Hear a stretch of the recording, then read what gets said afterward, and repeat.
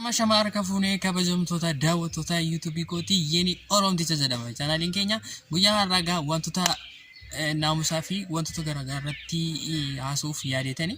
Egaa namoonni baay'een gaafa jaalalli isaanii wajjin wal arganii wantoota jechuu qabanii fi wanta jechuu hin barbaanne jedhamuu qaban immoo dirqama jedhamuu qaban irratti hin dagata namni. Jaalalli kee gaafa agartu isa miiseejiidhaan hin jaalladha jetturraa jaalalleen kee ati qaamaan sin jaalladha jettu irra caalaa jaallatti. Jaalallee keetiin guyyaa meeqa sin jaalladha jettee beekta.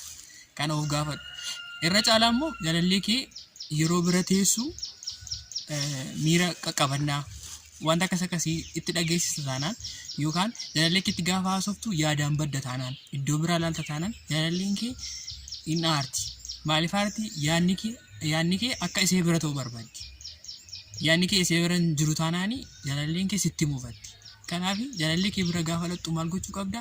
Sin jaalladha jechuu qabda. Yaadi kee isee biratti guduunfamuu qaba jechuudha. Hin jaallatta yoo taate sin jaalladha jedhi. Yeroo argitu anytime yeroo hundumaa sin jaalladha yoo jette irra caalaa isheen fudhatama biratti qabda si jaallatti si jechuudha. Kanaaf jaalallee keetiin sin jaalladha yoo jette maal rakkina qaba? Sababa jaallattuuf jecha. Itti fayyadama.